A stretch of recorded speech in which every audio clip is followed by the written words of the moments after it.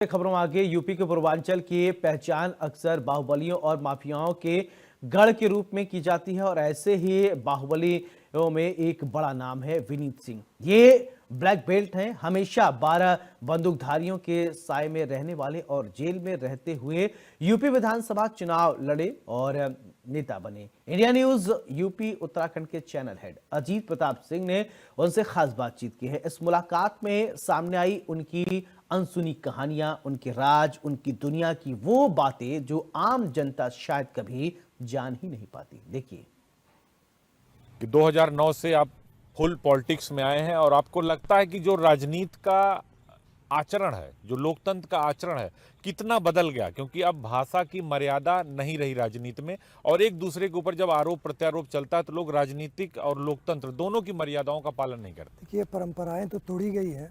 राजनीति की जो मर्यादा था, पहले एक मर्यादा था, एक बड़े नेता के खिलाफ कोई नहीं बोलता था, पक्ष हो चाहे विपक्ष हो, हमेशा जो है ध्यान रखते थे, मर्यादा का ध्यान रखते थे, आगे सामने वाले नेता के कद का ध्यान रखते थे। आज तुच्छी राजनीति टाइप के लोग बात करने लगते हैं। सियासत में लोग अपने निजी स्वार्थ को लेकर भारत के मर्यादा को भूल रहे हैं धीरे धीरे। इसे फिर से जो है उसी मर्यादा पे आने की ज़रूरत है, तभी भारत की एक मर्यादा बचेगी। राजनीति का जो तुष्टीकरण हो रहा है उस तुष्टीकरण से भी दूर हटना होगा और साफ सुथरी राजनीति करनी पड़ेगी। आपको लगता नहीं कि जिस तरह से राजनीति हो रही है, आप तो 2009-10 से भी एमएलसी हैं, राजनीति में हैं, बहुजन समाज पार्टी, फिर भारतीय जनता पार्टी, जो पुरानी सरकारें थी, जो पुराने बड़े लीडर थे, वो एक दूसरे का सम्मान करते थे। अटल बिहारी वाजपेयी ने भी सदन में जब पोखरण परीक्षण किया था इंदिरा गांधी जी ने, तो उन्होंने इंदिरा गांधी को दुर्गा कहा था। और आज देखिए सदन में क्या हो रहा है, एक दूसरे को व्यक्तिगत टिप्पणियां कर रहे हैं। वो चाहे अखिलेश यादव की बात कर ले या असदुद्दीन ओवैसी की बात कर ले या इमरान मसूद की बात कर ले, जिस तरह से वो टिप्पणियां कर रहे हैं वो राजनीति के लिए घातक है। टिप्पणी इस प्रकार के लोग करने लगे हैं, बता दिया मैंने, निजी आ गए, निजी पे पर्सनल लोग लेने लगे हैं। सदन में पर्सनल बातें होने लगी है, जबकि ये संविधान से लेकर जितने अनुच्छेद हैं, जितनी नियमावलियां बनाई गई थे, विधानसभा हो, विधान परिषद हो, लोकसभा हो, राज्यसभा हो, हर नियमावली के आधार पे लोग बात रखते थे, तथ्यों के आधार पे बात करते थे। आजकल सदन में कहीं की बात कहीं रख देते हैं, किसी व्यक्ति का नाम नहीं लिया जाता है सदन में। उसके अलावा किसी पद पे जो व्यक्ति है, पद के नाम से आरोप लगाए जाते हैं, न कि उसके व्यक्ति के नाम से लगाए जाते हैं। लेकिन आज के समय में इस प्रकार की राजनीति हो रही है, इससे बचना चाहिए लोगों को। अखिलेश यादव कहते हैं कि जो बुलडोजर चलता है वो जाति देखकर जाता है, राजपूतों के ऊपर बुलडोजर नहीं चलाया जाता और योगी सरकार जाति देखकर बुलडोजर चलाती है। इस सरकार में किसी भी जात का व्यक्ति अगर गलती किया है, किसी भी जात का व्यक्ति अगर गलती किया तो बुलडोजर चला है और आगे चलता रहेगा। छत्री समाज पे जो जहाँ तक बात आ रही है, छत्री समाज आजमगढ़ भी देख लीजिए, आजमगढ़ के कुछ माफिया थे जिसके घर स्कूल सब तोड़ दिए गए। मैं किसी का नाम नहीं यहाँ लेना चाह रहा हूँ, लेकिन जो ना सभी का घर द्वार तोड़ा गया, सब कुछ हुआ। जो गलतियाँ किया, जौनपुर में भी जो ना कि केस सही लगा गलत लगा, जो भी लगा, कानून की ये बात है, कानून के दायरे में सब कुछ कार्रवाइयाँ हुई, वहाँ भी लोग जेल गए। ऐसा नहीं है कि अगर कहीं भी अपराध हुए हैं तो कोई बख्शा गया है, कोई भी नहीं बख्शा गया है। और कोई गलती करेगा ही नहीं, कोई अपराध करेगा ही नहीं, तो अगर उससे ज़बरदस्ती का जेल नहीं भेज दिया जाएगा, ज़बरदस्ती का बुलडोजर नहीं चलवाया जाएगा। गलती जो भी करेगा और उसके साथ ऐसा बर्ताव करेगी सरकार, क्योंकि सरकार को जीरो टॉलरेंस की सरकार यह है। तो जीरो टॉलरेंस करना है तो किसी की स्वजाति हो चाहे गैर स्वजाति हो, सबके साथ एक सामान्य व्यवहार किया जा रहा है।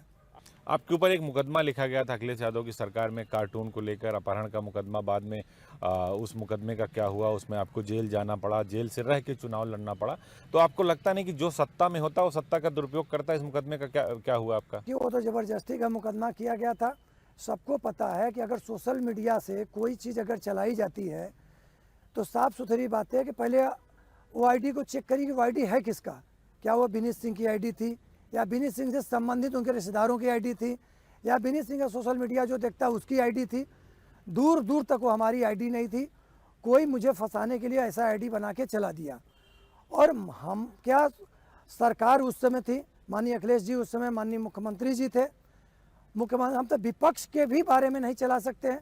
माननीय बहन जी से जो भी पार्टी छोड़ा है, आज तक सबने उनके पर आरोप लगाया कि जो पार्टी छोड़ता है एक आरोप लगा देगा, बहन जी जो है कि पैसा लेकर टिकट देती है, इस तरह का आरोप लगाया जाता है।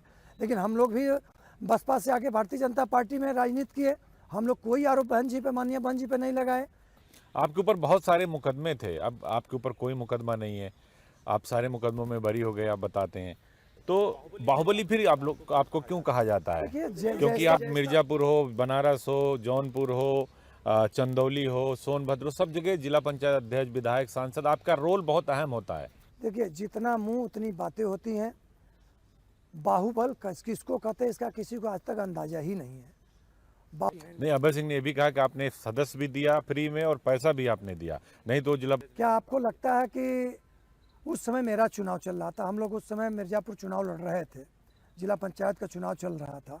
हर व्यक्ति अपने अपने चुनाव में परेशान रहता है और हर व्यक्ति को पैसे की आवश्यकता उस समय होती है। क्या आपको लगता है कि धनंजय सिंह जी को पैसे की आवश्यकता क्या पड़ी होगी?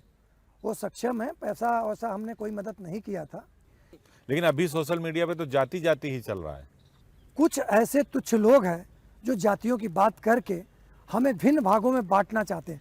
पहले तो हम भारतीय हैं, हम हिंदू हैं, सनातन धर्म को मानने वाले हैं, तो हम एक हैं।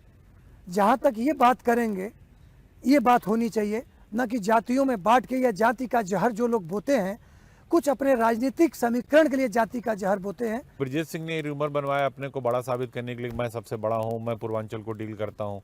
क्या मिर्जापुर वाले कालीन भैया ब्रजेश सिंह आपकी नज़र में कि पूर्वांचल को कंट्रोल करेंगे? बताया कि कालीन भैया कोई नहीं है पूरे पूर्वांचल, पूरे उत्तर प्रदेश में। एक काल्पनिक कहानी बना के वेब सीरीज बनाया गया, उसमें एक कालीन भैया बनाया गया। जो भी नाम लेता है कालीन भैया, तो उस वही व्यक्ति कालीन भैया नाम ले कि जो मिर्जापुर से माँ विंध्यवासिनी के धाम से जिसका लगाव न हो। ब्रजेश सिंह के लिए भी कहा जा रहा है कि वो चारों पांचों जिले में जिला पंचायत अध्यक्ष की कुर्सी पर उनकी निगाह है। जौनपुर में वो अपनी बेटी को लड़ाना चाहते हैं, बनारस में किसी को लड़ाना चाहते हैं, चंदौली की सीट पर भी उनकी निगाह है, मिर्जापुर सोनभद्र पर भी निगाह है। तो क्या ये राजनीतिक महत्वाकांक्षा एक लड़ाई की वजह बन रही है पूर्वांचल में आप लोगों के बीच? लोकतंत्र में कौन व्यक्ति किस जिले में चुनाव लड़ने जा रहा है, उसकी स्वेच्छा है, वो लड़ सकता है, जा सकता, आ सकता है। हम लोगों का क्या है, चुनाव हम लोगों को लड़ना पार्टी से बंधे हुए व्यक्ति है। पार्टी शीर्ष नेतृत्व का जो है हम लोगों को आदेश निर्देश होता है, हम लोग वही काम करते हैं। हमेशा पार्टी के साथ बंधे हुए रहते हैं और पार्टी के साथ चलते हैं। पार्टी से कदम मिलाकर चलने वाले व्यक्ति हैं, पार्टी के अगेंस्ट जाने वाले व्यक्ति नहीं हैं।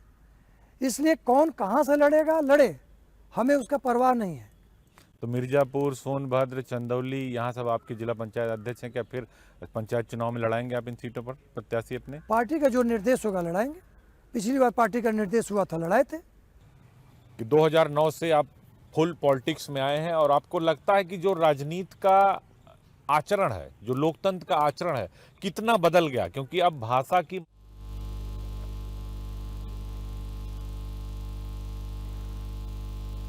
ये थी विनीत सिंह के एक